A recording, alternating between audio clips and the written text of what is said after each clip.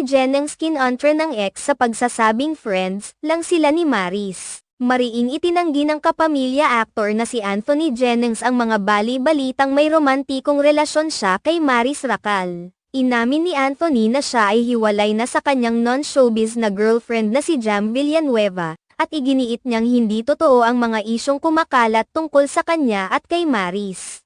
Sa isang pahayag, sinabi ni Anthony na magkaibigan lamang sila ni Maris at umaasa siyang titigil na ang mga hindi kinakailangang isyu ukol sa kanilang relasyon. Ayon pa sa kanya, hindi ito ang tamang panahon para pag-usapan pa ang mga ganitong bagay, at nais na niyang tapusin na ang mga haka-hakang ito. Magkaibigan lang kami ni Maris. Sana matigil na ang mga isyong ito, ani Anthony. Hiwalay na kami. Matagal na kaming hiwalay ni Jam, mga ilang buwan na. Personal na mga isyu namin. Si Jamela, hindi siya artist,